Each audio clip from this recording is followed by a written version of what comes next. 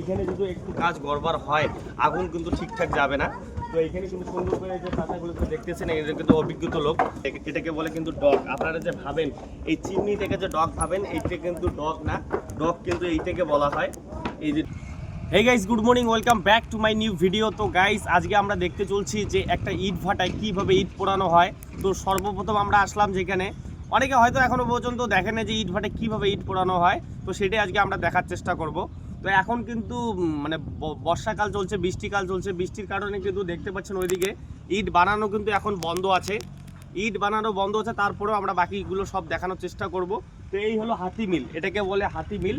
এই মিলে প্রথমে মাটি উপর থেকে দেওয়ানো হয়, এই মাটি দেওয়ার পরে এই মিলেই কিন্তু মাটিগুলোকে গলানো হয়। তারপর মাটিগুলোতে এই যে চেম্বারগুলো যে দেখতে পাচ্ছেন, এই চেম্বারে কিন্তু মাটিগুলো ঢেলে দেয়। ঢেলে দেওয়ার পরে এইখান থেকে কিন্তু ইট কাটানো শুরু হয়। ফার্স্ট এইভাবে ইটগুলো কাটবে, এই যে এইভাবে ইটগুলো আগে নিবে। এগুলো গলে গেছে কিন্তু বৃষ্টির কারণে। আমরা তো এই ইটটা দেখতে পাচ্ছেন, এই ইটটা কিন্তু গলে গেছে বৃষ্টির কারণে। তো এইভাবে আগে ইটটা কাটে সুন্দর করে বানিয়ে নেয়। আপনারা হয়তো দেখছেন ভিডিওতে ফর্মা করে কাটে। তো এইখানে কিন্তু ফর্মা করে ইটটা কাটে, তারপরে প্রসেসিংটা আমরা দেখাচ্ছি। তো গাইজ এখন আমরা আর একটা জিনিস দেখতে চলছি, সেই জিনিসটা হলো এই যে পাক মিলটা যে দেখতে পাচ্ছেন, সরি এটা হাতি মিল যে দেখতে পাচ্ছেন। হাতি মিলে কিন্তু এখন কোনো সমস্যা হয় না, কিন্তু আগে ছিল এই পাক মিল।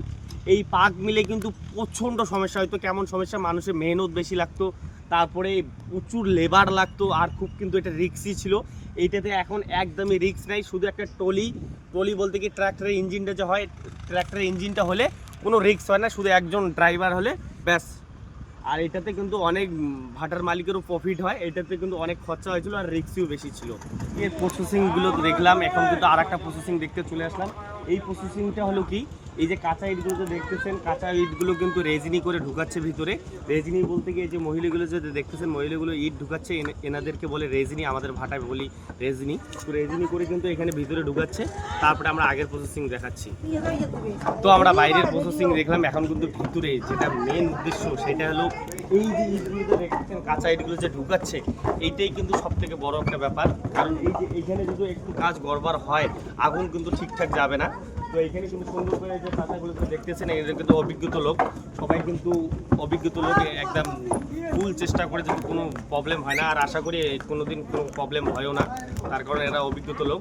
তো দেখতেছেন এখন কিন্তু কাঁচা ইট ভিতরে চেম্বারের ভিতরে লোড চলছে, এটাকে বলে কিন্তু ডগ। আপনারা যে ভাবেন এই চিমনি থেকে যে ডগ ভাবেন, এইটা কিন্তু ডগ না, ডগ কিন্তু এইটাকে বলা হয়। এই যে ডগের ভিতরে কিন্তু এখন কাঁচা ইট ঢুকানো হচ্ছে। ভিতরে আমরা দেখলাম অনেক কিছু। এখন কিন্তু এই যে এই সাইডটা দেখছি, এখানে কিন্তু কাজ চলছে। এইটা সাইড তোমাদেরকে বোঝা দিচ্ছি ব্যাপারটা, যেটা হলো এই যে পেপারগুলো দেখছেন, পেপারগুলো দিয়ে মাটি দিয়ে যে সিল করছে, এটা সিল করার কারণ যাতে হাওয়া না নেয়, কোনো প্রকারে যদি হাওয়া না নেয়, হাওয়া নিলে কিন্তু সম্পূর্ণ ইট খারাপ হয়ে যাবে। এই জন্য কিন্তু পেপার দিয়ে সিল করানো হচ্ছে।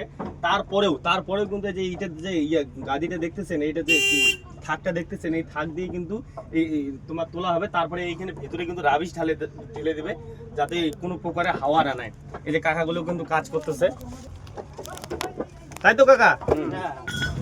তো গাইস এখন কিন্তু চলে আসলাম আমরা মেন ফাংশনে, মেন প্রসেসিংয়ে। এইটাই কিন্তু হলো সব থেকে বড় প্রসেসিং। এনাদের হাতেই কিন্তু এই ভাটার দায়িত্ব থাকে, সব দায়িত্ব এনাদের হাতেই থাকে। তার কারণ যেটা হলো, এনাদের হাতে দায়িত্বটা হলো এই যে কয়লা যে দিচ্ছে, দেখতেছেন কয়লা যে দিচ্ছে, শুধু কয়লা দেওয়াটা বড় কথা না, যে সঠিকভাবে ইটগুলো পোড়ানো হবে কি হবে না, এনাদের হাতে দায়িত্ব থাকে। মালিক কিন্তু সম্পূর্ণ দায়িত্বটা এনাদের হাতে দেয়। এনারা যদি একটু কাজ করবার পরে, একটু কাজ যদি ভুল করে, তো সব ইট কিন্তু নষ্ট হয়ে যাবে, একটা ইটও পোড়া হবে না, সব কাঁচা ইট বাড়াবে। তো এনাদের হাতে কিন্তু সম্পূর্ণ দায়িত্বটা থাকে। এনারা যে কয়লা দিচ্ছে, শুধু কয়লা দেওয়াটা যে দেখতেছেন, কয়লা দেওয়াটা কিন্তু বড় কথা না, এখানে ওরা দেখতেছে যে সম্পূর্ণ ইট ভালো করে পোড়া হচ্ছে কি হচ্ছে না। আর এরা কিন্তু আমাদের পশ্চিমবাংলার লোক না, এরা কিন্তু ইউপি থেকে আসছে, আমাদের বাঙালি না, এরা ইউপি থেকে আসছে। এনাদেরকে কিন্তু ইউপি থেকে হায়ার করানো হয়। তার কারণ এটা যদি ভালো মতন যদি কাজটা হয়, এরা কিন্তু বাইরের মিস্ত্রি। আর এই কাকা যে দেখতেছেন, এই কাকা কিন্তু হেড মিস্ত্রি। তো চলেন একটু কাকার সাথে কথা বলি।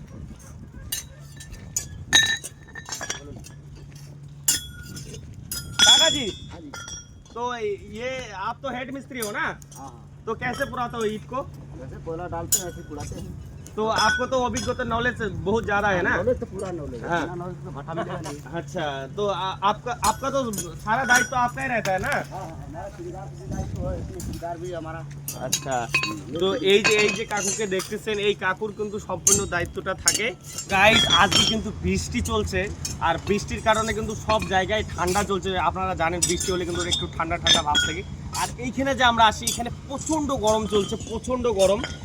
মানে ব্যাপারটা হয়েছে কি, এখানে কয়লা যেহেতু দিচ্ছে, এখানে প্রচণ্ড গরম চলছে। তো এই গরমের মধ্যে এই কাকারা যে কীভাবে কাজ করে সেটা আমি ভাবতে পারছি না। এখানে থাকা যাচ্ছে না, জাস্ট থাকা যাচ্ছে না।